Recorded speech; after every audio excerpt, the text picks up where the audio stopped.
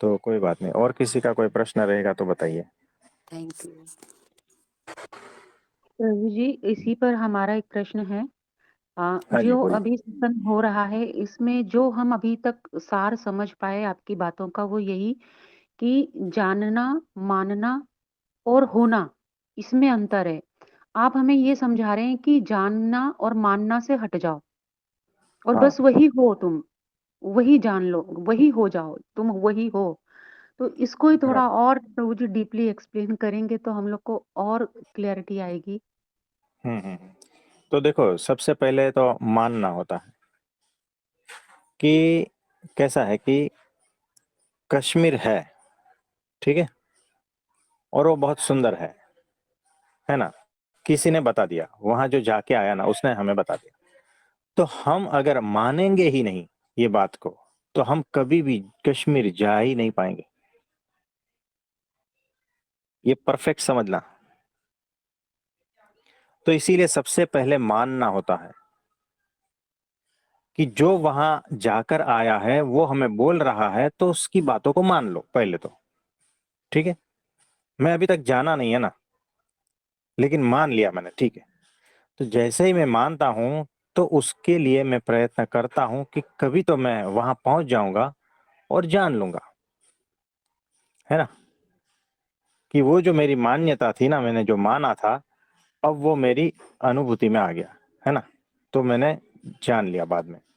यानी मैं किसी की बातों को मानता हूं, फिर वो मेरी अनुभूति में आती है। मैं वहां पहुंच के देखता हूं, अरे वाह, हाँ वाकई सुंदर है, उसने जो बताया था उससे भी अद्भुत है। तो फिर उसकी ब्यूटी शब्दों में बता नहीं सकते, ऐसा होता है। तो जब मैंने पहले माना, तब मैं जान पाया। आप समझे। यानी जो सत्य के राही है, जो वहां पहुंचे हुए हैं, और फिर वो जो बात बताते हैं, तो उस बात को मानना है, सबकी बातों को नहीं मानना है। ऐसे ही जब अक्षर ब्रह्म सत्पुरुष जो वहां से आए हैं और माया के भीतर आए हैं, तो उनकी बातों में सत्य होता है। तो जब आप उनकी बातों को जैसी है वैसी मान लेते हो ना,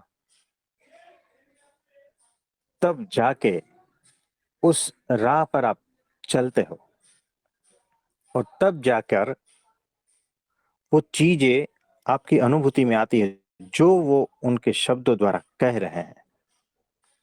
तो सबसे पहले सत्पुरुष के वचन में विश्वास यानी मानना। कश्मीर जाकर कोई आके मुझे बोलता है कि ऐसा ऐसा है, तो मान लिया ना। वैसे ही सत्पुरुष के वचन में पूर्ण श्रद्धा, विश्वास और मानना, तब जाके आगे की यात्रा संभव होगी।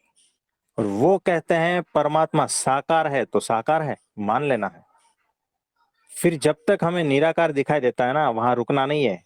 जब तक साकार नहीं मिलता है तब तक चलते रहना है, तब तक हमारी गति जारी रखनी है। आप समझे। तो ये हो गया मानना, फिर जानना। ये ऐसा ही होता है, क्योंकि हमें पहले से कभी पता ही नहीं है कि क्या है।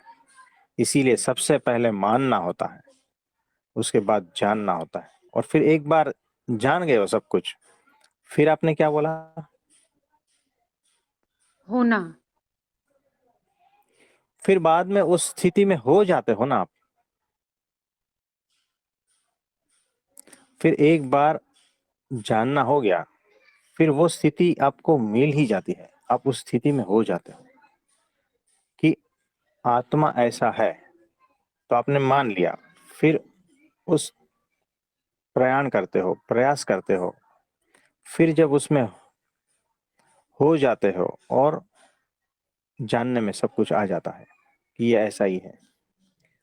तो जानना और होना, ये एक ही जैसी चीज है। आप समझे। तो जी सबको प्रभु। कुछ नहीं मानना है, सबकी भी नहीं मानना है। क्योंकि अगर सब, देखो, कभी कभी कैसा है कि मन की उपज होती होता कुछ भी नहीं है ना। तो मन की जो उपज है उसको अगर आपने मान लिया तो फिर आप भटकोगे। कश्मीर है ही नहीं और कोई कहता है कि कश्मीर है। मुझे बताओ, मान लिया, चलो एकदम परफेक्टली मान लिया, तो फिर कहाँ पहुंचोगे जो चीज है ही नहीं। तो ऐसे मन की उपज वाले भी अध्यात्म के राही है। अध्यात्म में मन वाले भी जो है बहुत सारे खेल चल रहे हैं, जैसे ये मैट्रिक्स, जैसे अलग अलग डायमेंशंस, है ना, जैसे ये बाहुबली। तो ये सारा ऐसा ही खेल है। तो मन की उपज को मानना नहीं है। तो जो सत्पुरुष है, जो माया से पार है, उनके वचनों में ही श्रद्धा रखनी है, सबके वचनों में नहीं। नहीं तो भटकोगे। किसी को भी मान लोगे तो भटकोगे।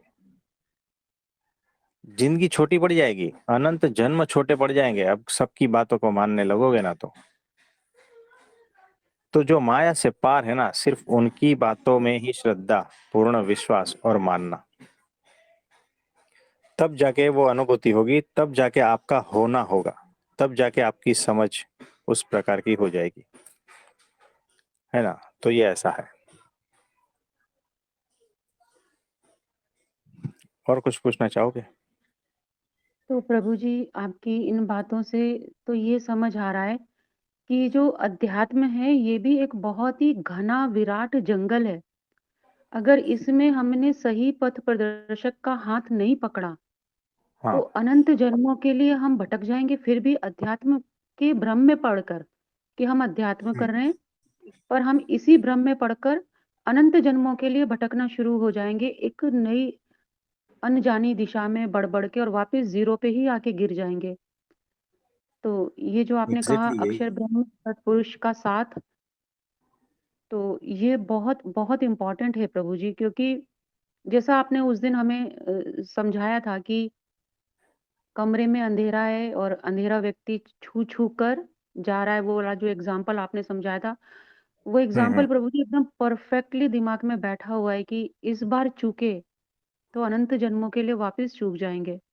हाँ, ये ऐसा ही है कि अगर ये आपने अंतिम जन्म नहीं हुआ ना, तो एक जन्म भी और 100 जन्म ले लवाएंगे। आप समझे? यानी एक चांस है, अगर ये चांस मिस हो गया ना, तो फिर वो 360 डिग्री एंगल में सारा कुछ फैला है, कहाँ जाओगे पता भी नहीं चलेगा, है ना। तो ये ऐसा है। एक मिनट, एक मिनट।